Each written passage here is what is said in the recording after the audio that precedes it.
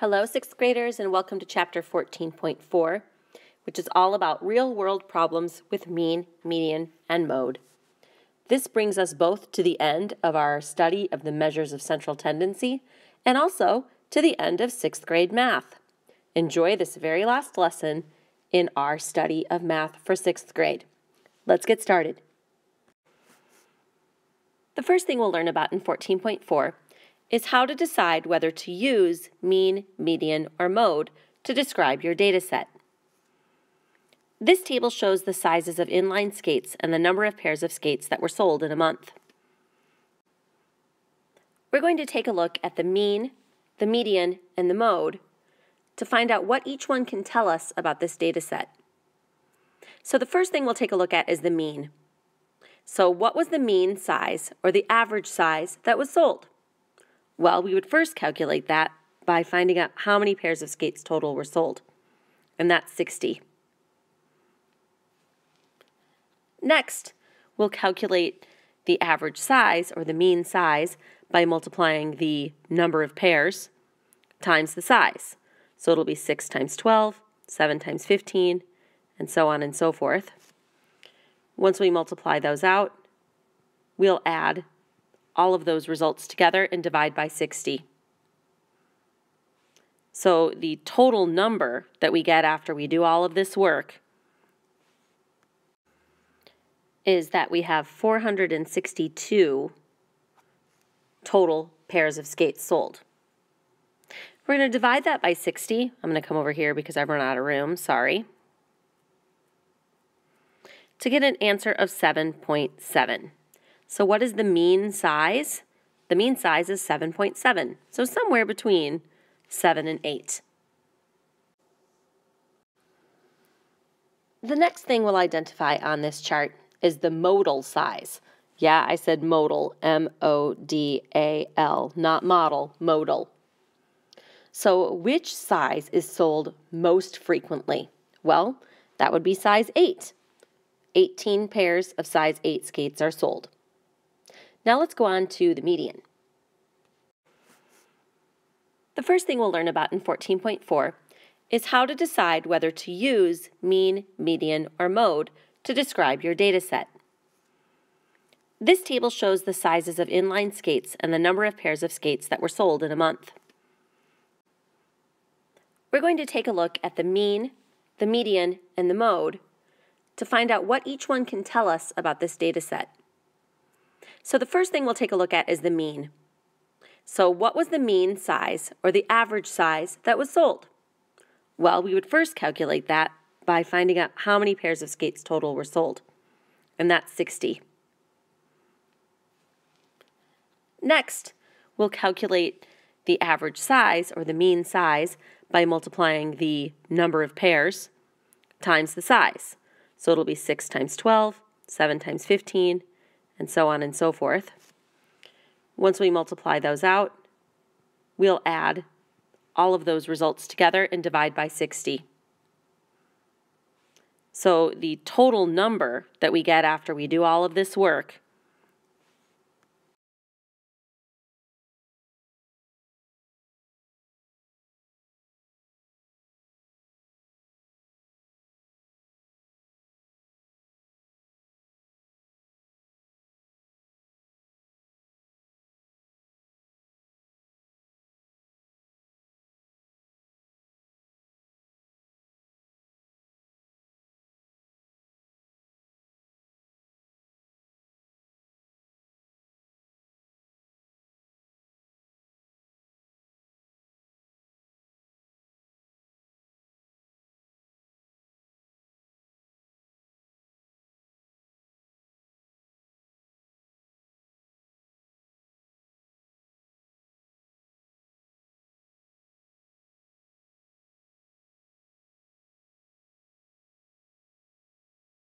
So what is the median size of the skates sold? First of all, we have to find the middle, which is going to be a little bit tricky. So 60 pairs of skates were sold. We need to divide the skates into 2 equal groups. There have to be 30 pairs on the upper half and 30 pairs on the lower half. Let's start with a clean page so we can begin writing this out. Okay, that's going to be a lot easier to see. So going back to what we were saying in the previous slide, we need to divide the skates into two equal groups. There are 30 pairs in the upper half and 30 in the lower half. So our 30th and 31st pairs of skates are going to be in the middle. So we need to figure out here where 30 and 31 will land. Okay, well, we've got 12 plus 15 is 27. Okay, so my 30 and 31st pair are going to land in 18 because 28, 29, 30, 31 all going to go into the 18 category. So let's see, that means that the median size is going to be 8. Okay, so what do we know right now? We know that the mean is 7.7. We know that the mode is 8. And we know that the median is also 8. Okay?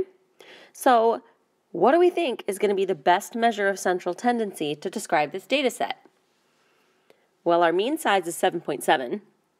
However, the usual sizes are either whole numbers or halves.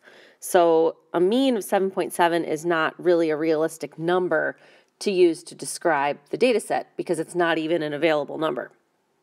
So since the mode and the median are both size 8, which is a realistic number for describing the data set, I think I'd go with mode and median being the best way to describe this set.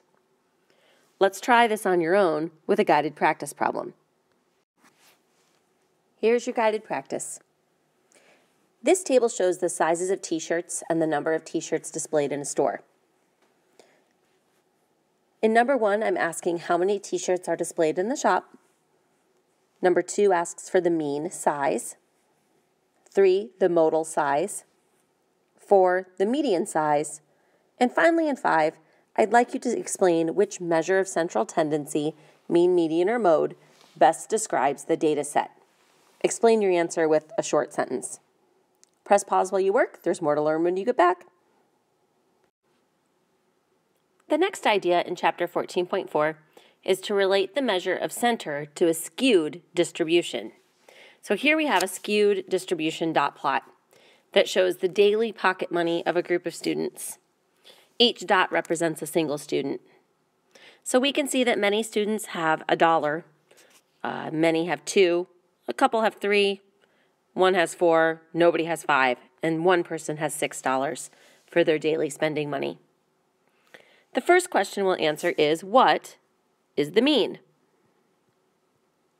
Well, the mean is going to be, let's see, we're going to count these up here. So we have 1, 2, 3, 4, 5, that's $6, plus 2, 4, 6, $8, plus $3, 6, $9, plus $4, plus $6, divided by, how many students are there, guys? There's 15. Okay, so this is going to give us our mean, which is 33 over 15, or $2.20. What is the modal daily pocket money? So which quantity appears most often? That would be $1, right? It's pretty easy to see on the chart that the 1 appears most frequently. What's the median? Well, if we have 15 students, we need to find the 8th student.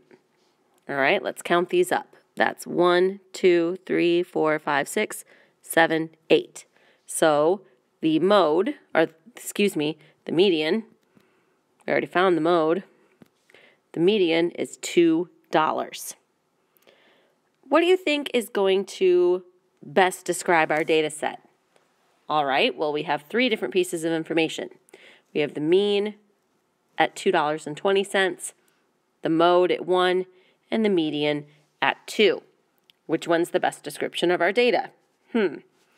All right, the mode doesn't describe the data very well at all. Because while the most number of students only have $1, that's only 6 students, which means that there are 9 students who have more money than that. So in this case, we're going to say the mode is probably not our best descriptor. The mean is $2.20, and the median is $2. Both of these numbers might be used to describe this set of data. The mean takes into account the students who have more money to spend, but the median better describes what most students have to spend. Because remember, we're dealing with this $6 outlier way out here. Okay? So let's relate the measures of center to the shape of this data distribution. Yes, indeed, the shape can tell us a lot about the mean, median, and mode. The shape of this data distribution skews to the right. There are many, many, many more data points on the lower end of this dot plot. So the mean gives a lot more weight to the values on the right than the median does. All that means is that when we add in that 6, it gets a little more credit than it deserves when we're calculating the mean, right?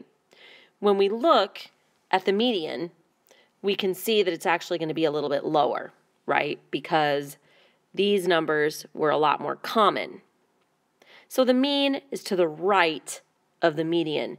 That means that the mean has a higher value than the median, because the median is not as influenced by this outlier piece of data, whereas the mean is. The mean treats it equally, and therefore it skews that data a little bit more.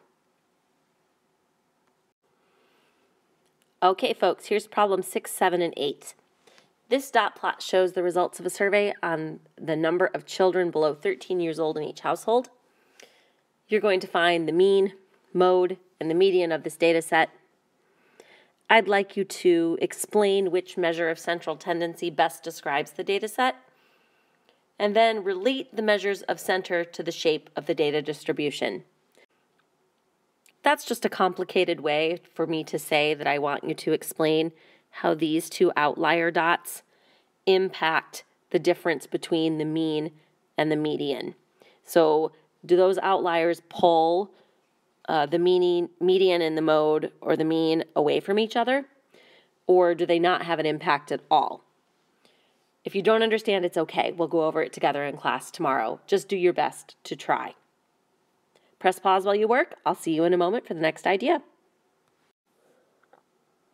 Okay, I think most of you are going to find this to be much simpler to work through.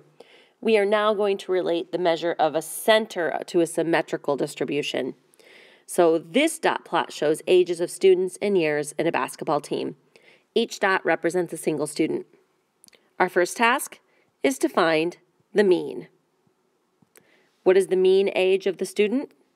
Well, that'll be 2 students times 10, so 20, plus 3 students times 11, 33, plus 4 students times 12, 48, plus 3 students times 13, 39, plus 14 times 2, 28, plus 30, which is 2 students at the age of 15.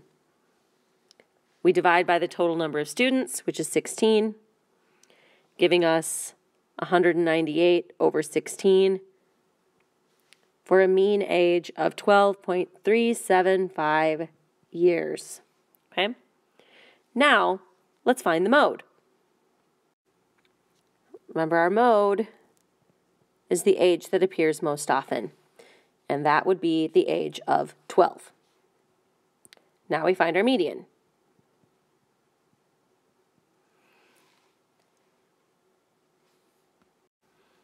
There are 16 students, so we need to count up 8. 1, 2, 3, 4, 5, 6, 7, 8. So our median is right here between 8 and 9. It is also 12. So let's go the last step here and relate the measures of center, that mean, median, and mode, to the shape of the data distribution. This data is well spread out, and the shape of the data distribution is almost symmetrical. So because the mode and the median are the same and the mean is slightly greater, the data is more likely to be more spread out for data greater than 12.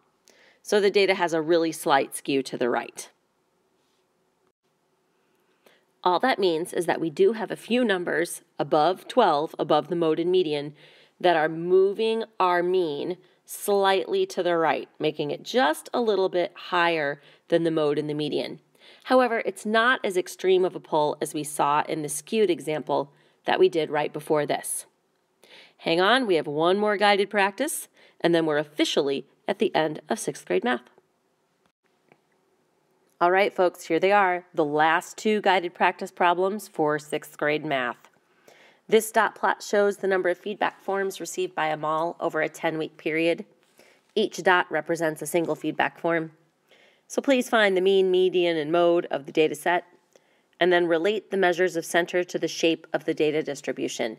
In other words, explain how the mean, median, and mode impact each other, just as we did in the example prior to this. I'll see you all tomorrow to do more practice with analyzing mean, median, and mode in real-world problems. And congratulations on finishing your 6th grade math curriculum. See you later. Bye-bye.